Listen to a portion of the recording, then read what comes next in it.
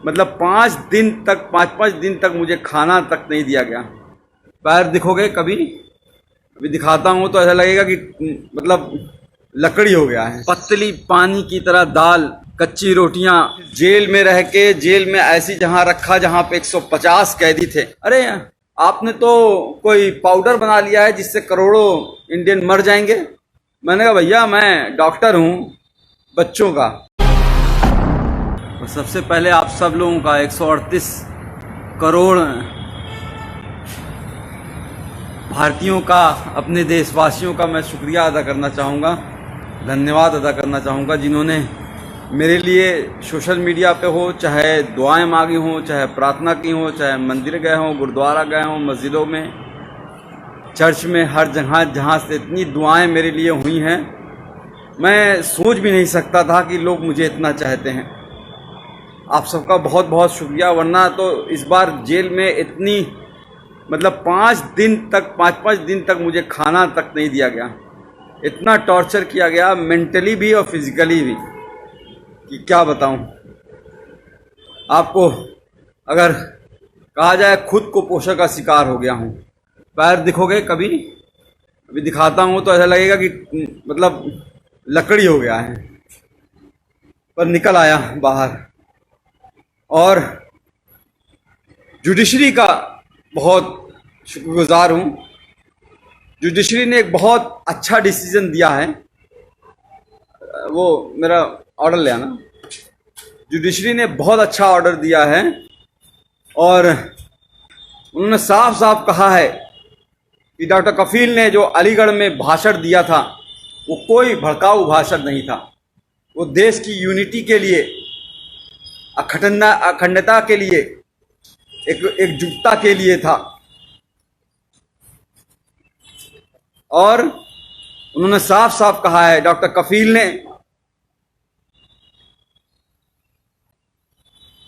Health पे बात की है, एम्प्लॉयमेंट पे बात की है, एजुकेशन पे बात की है, रोटी कपड़ा मकान पे बात की है।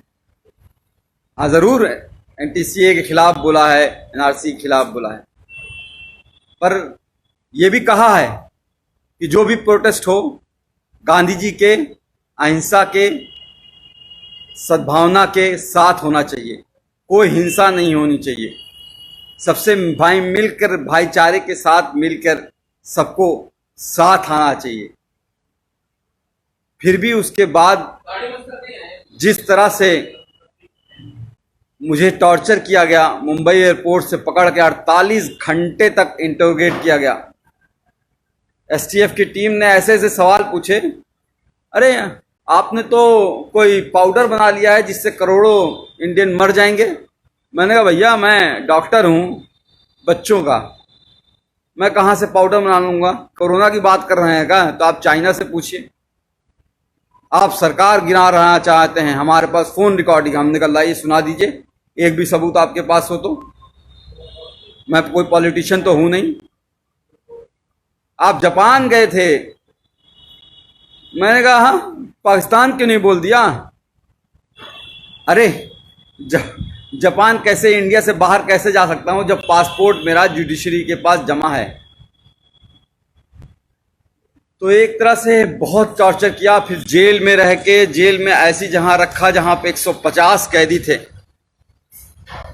वो 9 महीने का बीआरडी ऑक्सीजन ट्रेजेडी के बाद जो 9 महीने का दर्द था, उसको उससे ज्यादा, उससे कई गुना, हजारों गुना ज्यादा पतली पानी की तरह दाल, कच्ची रोटियां, वही सुबह शाम खाना है। जीना था।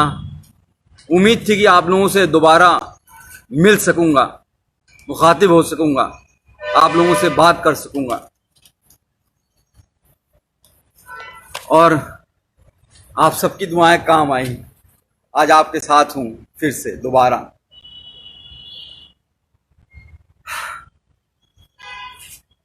हाँ आसिफ भाई, तनवीर भाई, अस्सलाम वालेकुम। मथुरा की नगरी, कृष्ण जी की पवित्र नगरी में रह के बहुत कुछ सीखा कि किस तरह से भगवान कृष्ण ने कहा है कि कभी भी किसी को धोखा नहीं देना, अपना दिल साफ रखना, यही धर्म होता है। और हम लोग रामायण देखते थे, 9 बजे से 10 बजे तक हर रोज आता था, लॉकडाउन के टाइम भी। तो उसमें भी जो उत्तर रामायण में महर्षि वाल्मीकि जी ने श्री रामचंद्र जी को जब एक बात कही थी,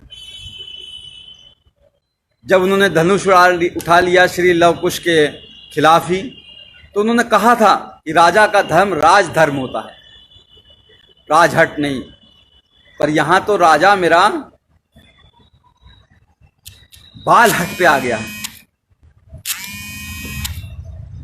बच्चों की जान बचाने की कितनी बड़ी सजा दोगे भाई?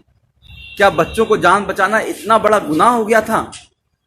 सॉरी, लोग फोन कर रहे हैं, फोन नहीं कीजिए कोई भाई, मैं कुछ देर बात कर लूं, बहुत दिनों बाद, 8 महीने बाद आपसे। राकेश चौधरी साहब शुक्रिया, वैभव पाठक थैंक यू यार, थैंक यू। इरफान खान साहब सलाम, आई लव यू टू। तो मैं ये कह रहा था कि महर्षि वाल्मीकि जी ने श्री रामचंद्र जी से कहा कि बाल हट मत करो।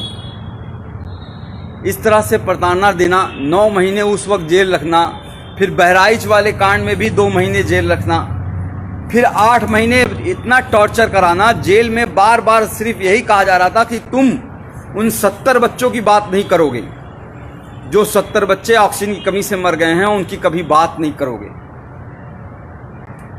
उनको भूल जाओ। कैसे भूल जाऊं? अपने सामने मरते हुए उनको देखा है। कोरोना के टाइम जब इस भारत में, इंडिया में कोरोना ने एंट्री नहीं की थी, 27 जनवरी को मैंने वीडियो डाला था कोरोना पे लेके, और उस वक्त मैंने साफ साफ कहा, बताया था क्या करना है, क्या नहीं करना है, कैसे इससे बचना है। और 30 जनवरी को पहला केस इंडिया में आया। मैंने माननीय प्रधानमंत्री नरेंद्र मोदी जी को 19 मार्च को ही एक लेटर जेल से सुप्रिंटेंडेंट जी के द्वारा भिजवाया, और उसमें साफ कहा कि हम कम्युनिटी ट्रांसमिशन से बच नहीं सकते, हमारा भारत देश ऐसा है। क्योंकि मैंने पूरा भारत घूमा है, कितनी गरीबी है, एक एक घर में 4-4 लोग कैसे रहते हैं, एक पूरी झुग्गी झोपड़ी बस्ती होती है, हजारों लोग उसी में रहते हैं। जैदू भाई जी, तो उसमें रहते हैं, वो कैसे रहते हैं, वो कैसे दूरी, 2 गज की दूरी रहो, कह देना आसान होता है, पर वो इतना आसान नहीं है गरीबों के लिए। कितने माइग्रेंट बेचारे चलते चलते मर गए, ट्रेनों में दब गए। गरीबी कितनी है, आज क्या हालत हो गई है हमारे देश की। कोरोना वायरस इस तरह से फैल चुका है कि हम दुनिया के दूसरे नंबर पे पहुंचने वाले हैं, ब्राजील को भी छोड़ देंगे। श्री नरेंद्र मोदी जी के दोस्त ट्रंप साहब, और ये इंडिया फर्स्ट और सेकंड नंबर पे रह गया है। 48 लाख कोरोना वायरस के केस हो चुके हैं और 60,000 से ज्यादा मौतें हो चुकी हैं। बहुत कुछ करना चाहता था इस कोरोना वायरस के लिए, 8 महीने में शायद बहुत कुछ कर सकता था, पर करने नहीं दिया गया। जेल में जानबूझ के मुझे इस तरह से रखा गया कि मतलब समझ लीजिए कि टॉयलेट करने के लिए आधे घंटे के लिए लाइन लगानी पड़ती थी,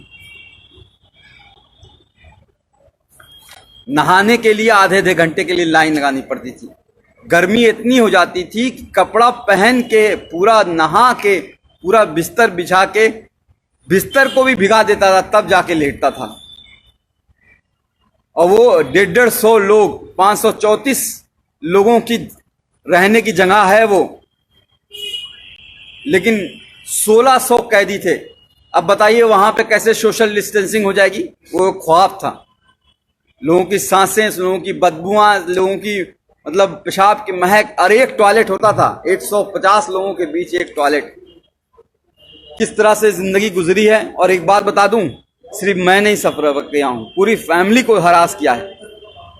पूरी फैमिली को जिस तरह से प्रताड़ित किया गया है उसका कोई बयान नहीं है। गोपाल दीक्षित जी, शेखर जी, मैं हायस कर रहा हूं अपनी सेहत, अब तो कुछ बनाऊंगा। वहां तो पतली दाल से जिंदगी बस चलानी थी। तो मेरा बच्चा जो 11 महीने का था, जब चल नहीं पाता था तो उसे छोड़ गया था। आज चलता है, दौड़ता है, बोलता है। पिछली बार भी जब बीआरडी में 70 बच्चे मरे थे और उस वक्त भी बिना बात के झूठ केस में फंसा के जेल भेज दिया गया। Press the bell icon and never miss any update from TNNI.